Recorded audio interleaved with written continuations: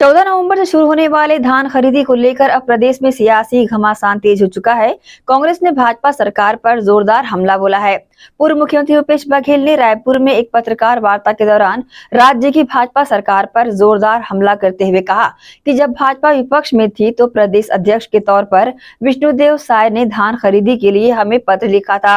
अब खुद धान खरीदी से दूर भाग रहे हैं। विष्णुदेव सरकार धान खरीदी करना नहीं चाह रही है। मात्र 40-45 दिन तक धान खरीदी कर रहे हैं। इसके लिए भी सरकार की तैयारी पूरी नहीं है। हमने धान उठाने की जिम्मेदारी राइस मिल को दी थी, लेकिन अब ये जिम्मेदारी सोसाइटी को दे दी गई है। भाजपा सरकार किसानों के धान की खरीदी नहीं करना चाहती। 14 नवंबर से धान खरीदी करना है। किसानों का धान आ चुका है, लेकिन धान संग्रहण केंद्र में तैयारियां अभी भी अधूरी है।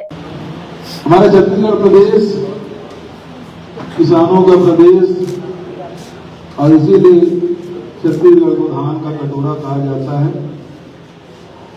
और 5 साल जो हमारी नीति रही कांग्रेस की, और उसके कारण से धान खरीदी 60 लाख मीट्रिक पहुंचा पिछले वर्ष।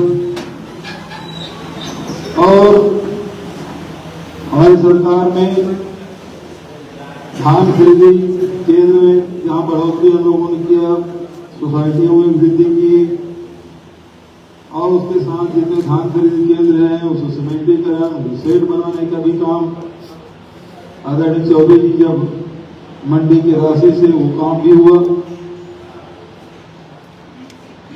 और हम लोगों की नीति रही है कि 3 दिन के अंदर में धान का उठाव हो जाना चाहिए। 3 दिन में किसानों को भुगतान हो जाना चाहिए। और पिछले 2 सालों में आपने देखा होगा कि कोई किसान न बैंक का चक्कर काटता था, न ही धान खरीदी केंद्र में वो चक्कर लगाते थे। सभी कुछ व्यवस्थित, न धान जाम होता था, उठाव भी निरंतर चलते रहता था। और इस कारण से धान उठाव से लेके किसान के राशि के भुगतान तक बहुत ही स्मूथली सब काम हो रहा है।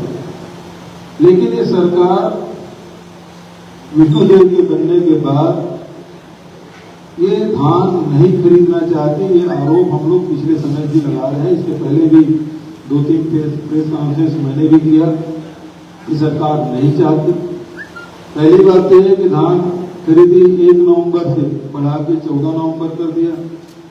दूसरा, पूरे 75 दिन में 35 दिन लगभग छुट्टी में समाप्त हो जाएगा, तो केवल हाथ में केवल 40-45 दिन ही बचेंगे। 45 दिन केवल धान खरीदी होगा। और 160 लाख टन मीट्रिक टन का ये लक्ष्य रखे हैं। मतलब प्रतिदिन 3.5 लाख मीट्रिक टन धान खरीदी लोग करेंगे। लेकिन बीच में जो फैसला हुआ, जहां राइस मिल बिलिंग चार्ज हम लोग 120 रुपये क्विंटल देते थे, उसको घटा के 60 रुपये कर दिया गया। दूसरा, अभी नया जो आदेश सर्कुलर जारी किया राज्य सरकार ने, उस आदेश के तहत पहली बात यह है कि जो 3 दिन की लिमिट है उसको उन्होंने समाप्त कर दिया है। दूसरी बात यह है कि 28 फरवरी तक के हम मार्केट को धान उठाने का निर्देश हम लोगों को समय था, अब वो बढ़ा के 31 मार्च कर दिया गया है। तीसरी बात यह है कि जो जहां धान उठाव पूरा हो जाता था और पूरा निरंक हो जाता था, तो हम लोग प्रोत्साहन राशि के रूप में 5 रुपये क्विंटल देते थे, जिसमें से 2.5 रुपया बैंक को जाता था और 2.5 रुपया समिति को जाता था। अब यह आदेश बदल दिया गया है, ये राशि केवल बैंकों को जाएगा, समितियों को नहीं जाएगा।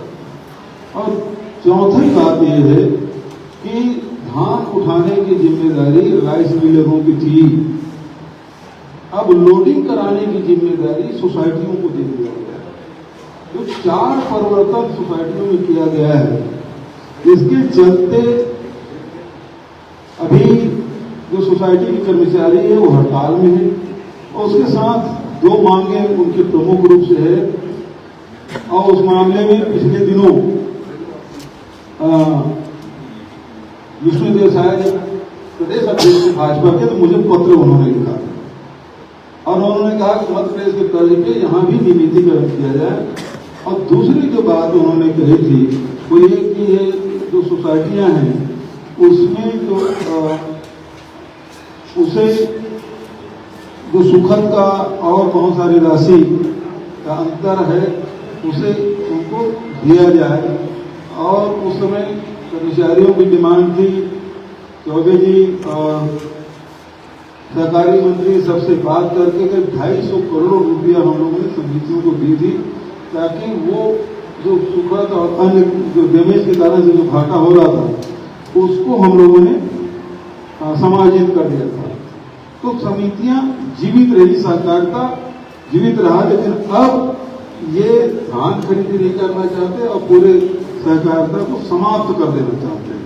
अब इस कारण से ये तुगलकी फरमान जारी किया गया है और यदि अब 3 महीने तक के धान आखिरी मुखाव होगा 31 मार्च का समय, इसका मतलब ये हुआ कि 14 नवंबर से जो धान है वो 31 मार्च तक पड़ा रहेगा और उसमें सुखद जो आएगा उसका